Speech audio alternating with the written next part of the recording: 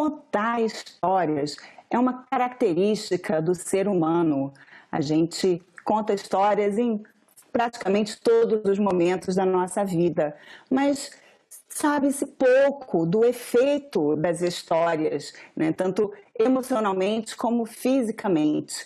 Uma pesquisa muito interessante mostrou que as histórias podem, a fantasia, a narrativa das histórias pode transportar crianças doentes para sentimentos melhores. E é sobre isso que nós vamos conversar com Guilherme Brockington, pesquisador do Instituto DOR de Pesquisa e Ensino e professor da faculdade do ABC e autor desse estudo. Olá, Guilherme, seja bem-vindo, muito obrigada por participar aqui do nosso programa Cidadania. Olá, Roberta. Eu que agradeço a possibilidade de estar falando de ciência feita aqui no Brasil para as pessoas entenderem um pouco mais o que a gente faz. Eu te agradeço. Obrigado. Guilherme, conta pra gente como surgiu esse estudo. Você estava me contando que as histórias sempre fizeram e continuam fazendo parte da sua vida, né? Como é que surgiu essa ideia de pesquisar assim, o efeito das histórias? Desde muito pequeno, a minha avó, a minha mãe, tinham o hábito de contar histórias para mim e eu cresci nesse meio de contação de história, né? Então, a minha mãe, por exemplo, me recordo quando eu estava começando a querer aprender a ler e eu não estava conseguindo ler e tal, eu ficava meio triste com aquilo. Ela pegava a revistinha da Turma da Mônica e botava dentro de um saquinho plástico para ler comigo durante o banho, que é o momento que eu estava menos ansioso, né? Então, desde muito novo, muito cedo, eu sentia em mim os próprios impactos da contação de história, né? E depois eu fui me tornando adulto e aí a vida inteira e até hoje as histórias fazem parte cotidianamente da minha vida, de leitura, de romance, de ficção, de tudo. E quando eu me tornei professor, eu passei a contar histórias para os alunos nos intervalos. Eu tenho esse hábito de contar histórias onde quer que eu vá, né? E aí, depois, quando me tornei pesquisador e comecei a trabalhar com neurociência, eu parei um dia e falei, putz, cara, eu quero ver como é que esse negócio que eu sinto e que todo mundo que conta história percebe, que a criança ali se mobiliza, ela fica alegre, ela fica distinta do momento que ela está antes da história. Falei, será que dá para a gente identificar o que está acontecendo, né, no cérebro da criança, no corpo da criança, nas emoções da criança, quando elas estão ouvindo as histórias? Então, foi desse contexto pessoal que surge a intenção de investigar isso de maneira científica. Olha, que interessante. E aí você foi avaliar exatamente esses marcadores, né? A ocitocina, o cortisol. Conta pra gente o que é a ocitocina e o cortisol que você foi examinar. Primeiro, assim, só para as pessoas entenderem bem, né? Esses efeitos da contação, no sentido de perceber que a criança fica mais alegre, qualquer um de nós, né? Você assiste um filme, você fica mais alegre ou mais triste, isso aí a gente sabe que existe. Contudo, não tinha até hoje na literatura uma evidência científica robusta dos impactos disso, tanto no corpo quanto na mente, né? Então, qual foi a nossa intenção? Eu falei, olha, a gente tem que tentar encontrar uma maneira de ter uma medida mesmo de um aspecto fisiológico, né, cerebral da criança que possa dar suporte ao que a gente está vendo emocionalmente. Então, a gente optou por investigar a ocitocina. A ocitocina é uma substância, um neuropeptídeo, que ela participa da nossa criação de vínculo afetivo, de confiança. Então, por exemplo, uma mãe, a hora que ela mais produz ocitocina é durante a amamentação. Então, tem um vínculo, nessa criação do vínculo afetivo, um dos mediadores psicológicos, emocionais desse vínculo tem a ver com a liberação de ocitocina. Então, a gente foi identificar a ocitocina produzida na criança depois da contação de história, né?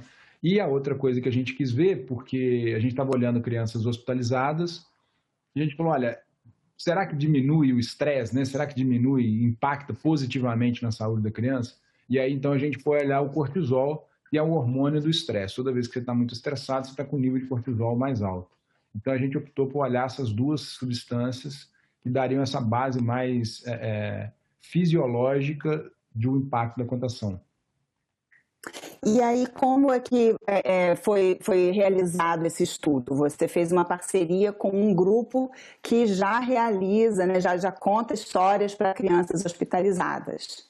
Isso. Uma das coisas que a gente pensou desde o início, que a gente não queria simplesmente fazer a pesquisa científica só pelo dado científico em si. Então a gente pensou, olha, se a gente, na nossa hipótese, a história ajuda e promove o bem-estar da criança, o ideal seria se a gente fizesse isso já numa aplicação que pudesse trazer esse benefício para as crianças. Então daí a gente pensou em fazer numa UTI, onde a gente sabe que as crianças estão super estressadas, super isoladas e preocupadas, enfim. Então a gente falou, esse benefício pode surgir ali. Sendo assim, a gente entrou em contato com a Associação Vive e Deixe Viver, que é uma associação aqui em São Paulo, mas que realiza trabalhos no país todo, que ela justamente forma contadores de história para atuar dentro dos hospitais. Então a gente pegou já contadores de história com esse know-how de trabalhar dentro do hospital, porque muda tudo, né? A logística do hospital, como é que se aborda uma criança doente, né? A família. Então a gente pegou esses contadores lá do Viva e a gente, juntamente com eles, fizemos um desenho experimental. E aí a gente foi para um hospital infantil aqui em São Paulo, o Hospital da Rede São Luís d'Or, que é o Hospital Jabaquara, que é um hospital infantil. E aí a gente ficou lá por 9 meses e coletando dados de 81 crianças que surgiam lá e a gente podia ali, então, começar a fazer as nossas investigações aí sobre os impactos da contação de história. E aí, para garantir que não era só a interação, a visita, vocês tinham também um grupo de controle, né? E aí quais eram as atividades? Eram as mesmas pessoas, inclusive, no mesmo horário, mesmo período de tempo, né? E aí quais eram as atividades que eles desenvolviam nesse grupo de controle? Porque a gente queria ter certeza que o efeito que a gente estava vendo era da narrativa em si, né? Era da contação de história. Porque você imagina, a criança está isolada, ela está lá sofrendo, está com dor, qualquer coisa que chegar ali de novidade pode dar um impacto nela, né? Então a gente queria, como é que a gente garante que é a contação de história e não é só a interação ali? Então a gente, dessas 81 crianças, a gente dividiu 41 receberam a contação de história por 30 minutos e 40 outras crianças durante também 30 minutos interagia com os mesmos contadores de história, mas ao invés de ter a contação de história, era um jogo de adivinha, o que é, né? Ficar em pé, correr deitado, essas adivinhas que a gente faz normalmente aqui no país, né? Então, com isso, a gente garantiu que haveria interação humana, teria diversão, teria a distração, a alegria, contudo, para esse grupo de crianças não teria o elemento principal que seria a contação de história. Então, com isso, a gente conseguiu mostrar que o efeito é devido à contação de história e não apenas à interação que está acontecendo aí naquele momento. Agora, assim, eu achei interessante vendo os resultados que realmente os dois grupos tiveram uma melhora, né? Tanto aumentou a ocitocina e diminuiu o cortisol, né? Só que no grupo das histórias aí realmente foi bem mais forte, mas a simples interação, a visita ali tal já tem esse efeito, né? Agora, claro. Exatamente. Mas a narrativa... Isso, A narrativa é que faz a mágica, né? No sentido que a interação ali é óbvio que ajuda. Então, como você disse, as duas intervenções aumentaram a ocitocina, diminuíram o cortisol, e tem um dado importante também, né? A gente pediu para a criança, antes e depois das intervenções, elas colocarem numa escalinha como é que elas estavam sentindo dor. Então, a dor também diminuiu, isso é muito importante, né? As crianças sentiram menos dor. Mas o bacana é que a contação de história potencializa isso ao máximo. Então, foi 2 vezes maior tudo. Então, cresceu 2 vezes mais a ocitocina, diminuiu 2 vezes mais o cortisol, a dor diminuiu quase 2 vezes mais, ou seja, esse impacto que a narrativa traz, ela tem a condição de verdade, ao menos momentaneamente ali, diminuir todos esses fatores estressores e a criança se sente melhor, a saúde dela fica melhor. E como foram medidos esses indicadores? A gente, antes e depois das intervenções, né, ou da contação do que é o que é, a gente colocava um pedacinho de algodão na boca da criança para poder ela começasse a salivar, né? Então ela juntava aquela quantidade de saliva na boca e ela cuspia num potinho a gente então analisava essa saliva para extrair a quantidade de ocitocina, né, os níveis de ocitocina e cortisol a partir da saliva das crianças. E além disso, a gente dava também antes e depois uma escalinha com uns rostinhos, né, de triste, até a criança percebesse que no 1 ali, por exemplo, ela estava sem dor nenhuma e no final da escala ela estava com muita dor. Então ela podia mostrar para a gente antes e depois como que ela subjetivamente estava sentindo dor. Então essas foram as medidas mais fisiológicas e subjetivas da dor, né? Agora, além disso, teve também uma questão mais interpretativa, né? Que vocês pediram para as crianças falarem o que achavam dos médicos, das enfermeiras. Conta como é que foi isso? Isso é muito bacana, porque você tem uma medida fisiológica, né, uma medida cerebral, uma medida do que está acontecendo no corpo, é muito importante. Mas, às vezes, isso sozinho não fala tudo, não conta a história toda. Então, a gente queria ver como é que isso, de alguma maneira, estava vinculado à mudança que pode surgir emocionalmente, psicologicamente na criança. Então, para isso, a gente precisava que as crianças falassem. Então, o que a gente fez? A gente tem também desenvolvido pelo Viva, são cartas de um jogo que chama Jogo Eu Conto. É uma cartinha, como se fosse uma carta de baralho com um desenho. E aí a gente pegou 7 cartas com desenhos de elementos do hospital. Então tinha enfermeira, médica, doente, dor, hospital, o livro. E aí a gente mostrava à criança uma dessas cartas e pedia para ela falar livremente. E aí ela falava, a gente gravava aquilo. E depois a gente fazia uma análise de sentimento, que é uma análise computacional que a gente faz para analisar a quantidade de emoção que tem no discurso da criança. E aí é super bacana, porque a gente viu que justamente para 3, que são os 3 elementos dessas 7 cartas, somente 3 apareceu diferença entre as crianças da cotação de história e as crianças do que é o que é. São os 3 elementos fundamentais do ambiente hospitalar, que é hospital, enfermeira e médica. Então, por exemplo, as crianças do grupo da contação de história, quando elas viam a carta da enfermeira, elas falavam assim: essa é a moça que vem cuidar de mim.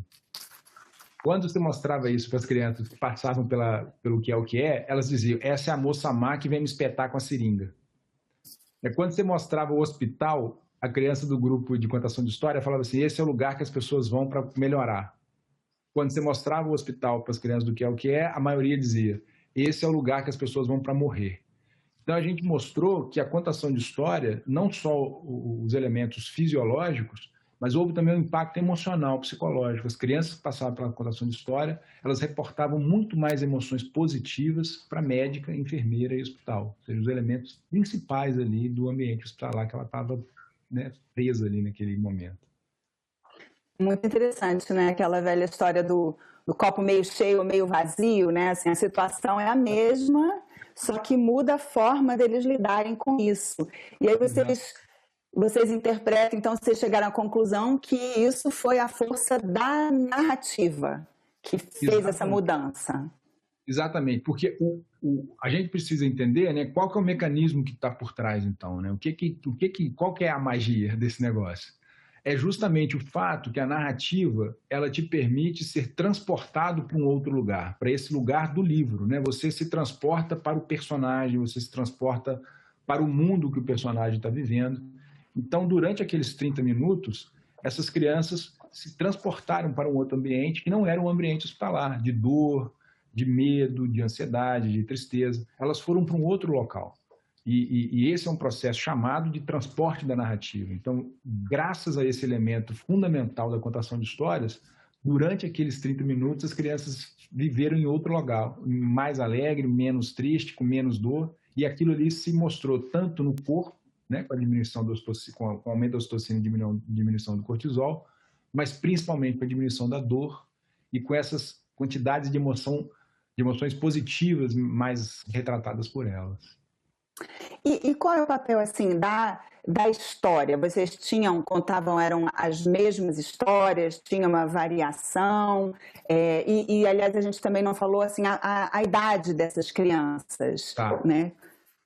Foi muito boa a sua pergunta, Roberta, porque uma coisa que a gente tentou ver é que esse efeito era pelo processo da narrativa em si e não pelo conteúdo das histórias. Então, a gente não queria manipular as emoções da criança, colocando histórias muito emotivas, muito alegres, Então a gente pegou histórias mais ou menos neutras, assim, histórias normais, né? Então tem o Chapeuzinho Amarelo, tem o Grande Rabanete, Gabriel vai para o banho, não são histórias assim, ligadas ao ambiente hospitalar, nada disso, porque a gente queria ver exatamente a narrativa, né? O que ela estava fazendo com as crianças. E uma outra coisa que é importante, as contadoras levavam 8 livros, eram 8 livros. E aí a criança tinha, naquele momento, a atuação dela garantida. A criança escolhia qual história ela queria ouvir, a criança podia interromper, falar, não gostei, eu quero contar outra, ou ela queria que repetisse a mesma história. Então, a gente apresentava 8 histórias e ali a criança que escolhia, ela tinha a agência dela, ela que decidia o que ela queria fazer. Isso também é um elemento importante para a criança, naquele momento de tamanha fragilidade, ela se sentir um pouco mais dona de si, né? Então, a gente optou por fazer isso. E as crianças, as idades eram entre 2 e 11 anos de idade. Era uma faixa grande. Então, mas então é interessante, né? Porque assim, não precisa ser uma história de uma criança que foi para o hospital e ficou boa, né? Assim, não é por aí, né? Exatamente. E um detalhe que a gente está sempre frisando, assim, obviamente que a gente escolheu contadores super experientes, mas é porque é um ambiente de UTI, não é um ambiente qualquer. Então, o que a gente quer que as pessoas entendam, assim, qualquer um de nós pode contar história. Você não precisa ter uma formação específica, um curso. Você pode contar história, né? A história pode ser uma história que você inventa, você não precisa nem ter o livro, né? Então, é justamente o processo da contação é que faz o negócio dar certo. Até aquela experiência, né, que quase todo mundo tem, o avô contar a história de quando era pequeno, né, não precisa ser uma história isso, formal, impressa, né, editada, né, assim, é essa experiência mesmo que já transporta. Exatamente, exatamente. E, em geral, até quanto mais pessoal, mais a criança gosta também. Então, assim, é uma interação super bonita que acontece ali também, graças às histórias, né? Agora, e você mencionou uma questão que é muito frequente, né, nas crianças pequenas, de quererem repetir, contar a mesma história de novo, assistir o mesmo filme, eles gostam dessa rotina. E isso continua funcionando do mesmo jeito, né? Não tem problema, pode repetir que o efeito vai acontecer. E deve repetir, porque a criança está gostando ali, então você tem que fazer o que ela está gostando naquele momento, né? Deixar, porque às vezes a gente quer que ela ouça essa história para aprender tal coisa. Não, deixa a criança sentir ali o que ela está gostando, porque esse é um momento importante para ela também. Falar, olha, eu quero ouvir essa, não, eu quero ouvir aquela, né? Então muitas interrompem às vezes no meio e falam, não gostei dessa, tio, conta outra. Aí a gente começa a contar outra, não, repete. Aí quando você termina, repete. Aí você fica contando a mesma história uma série de vezes. Mas isso é importante, porque é o que ela está gostando. Então é legal deixar ela fluir ali no prazer dela com a história. E você participou também pessoalmente dessa parte? Você contou a história para as crianças? Não, porque como a gente queria interferir o menos no ambiente hospitalar possível, né? Porque era uma rotina super estrita, né, do hospital. E como os pais, principalmente, estão super apavorados, os pais estão sofrendo mais que as crianças, né? Então, quanto menos gente entrasse dentro da sala da UTI, melhor. Então, era só uma psicóloga que fazia o acompanhamento, conversava com os pais, conversava com as crianças, para fazer a parte mais burocrática ali, de termo de participação na pesquisa, né, de concessão, de consentimento, a coleta dos marcadores, das escalas e os contadores. Então, era só 2 pessoas que entravam, fazia, saía e a gente afetava assim, o mínimo possível a logística e a rotina do hospital, né? Nossa preocupação também era essa, porque afinal de contas tinham outras crianças lá e não só as das pesquisas, né? Entendi. E essa pesquisa, então, ela foi publicada, né, no Proceedings of the National Academy of Sciences, né, que ela existe também, já foi publicada no Brasil, está disponível, quem quiser ler em detalhe, tem como? Tá. Então, ela foi publicada nesse PNAS, que é um dos jornais científicos mais importantes do mundo, a gente ficou super feliz. E ele até desde o dia que foi publicado, ele está entre os 5 mais lidos aí no mundo, mas tem só em inglês no momento. Então, eu posso depois deixar o link, porque está aberto, você pode ir lá e baixar a pesquisa, mas ela ainda está em inglês. tem previsão aí? Vocês estão pensando, estão tentando divulgar aqui pelo Brasil também? Sim, a gente está, na verdade, a gente está com uma série de planos agora para dar sequência na pesquisa. A gente já está pensando em ver como é que a gente olha os pais, como é que a gente olha os contadores, como é que a gente olha a história online. Então, a gente está fazendo uma série de desenhos para dar sequência com a pesquisa para o futuro.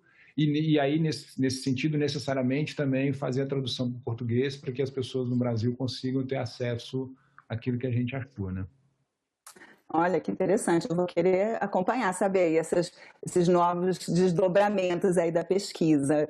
Agora, e você acha, então, tem como transpor esses resultados, como você falou, assim, né? Esse caso extremo de uma criança muito doente no hospital, na UTI, mas isso no dia a dia, com nossos filhos, sobrinhos, irmãos, primos, tem como a gente aplicar e transpor esse efeito aí do transporte da narrativa?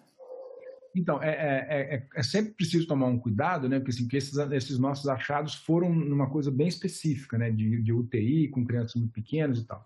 Agora, quando você olha para o conjunto todo de evidências que tem sobre os impactos da narrativa no cérebro, é bastante provável que esse efeito ocorra em qualquer momento, em qualquer lugar. Talvez não tão intensamente como um ambiente tão, né, sufocante ali de uma UTI.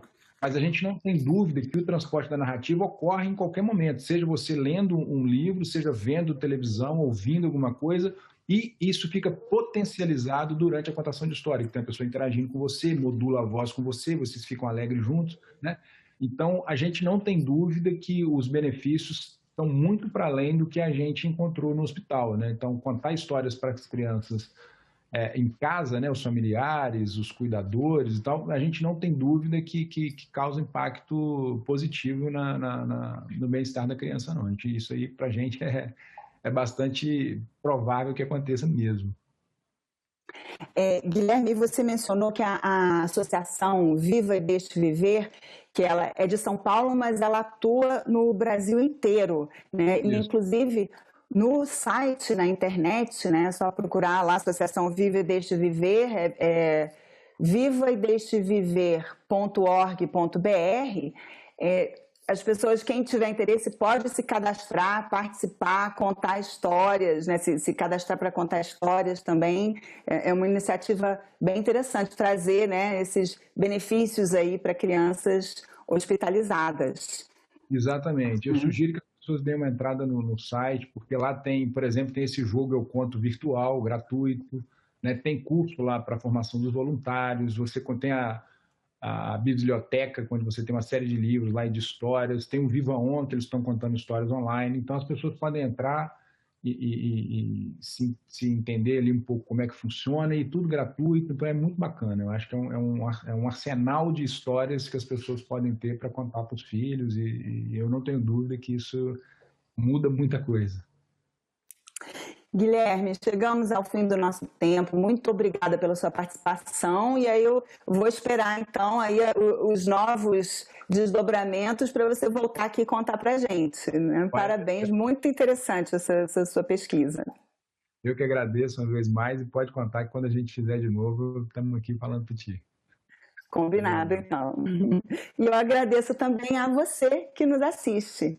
Esse programa está disponível no site da TV Senado e também no nosso canal no YouTube. E se você tiver alguma sugestão ou comentário, entre em contato através da Ouvidoria do Senado. Mais uma vez, obrigada pela atenção e até o próximo Cidadania!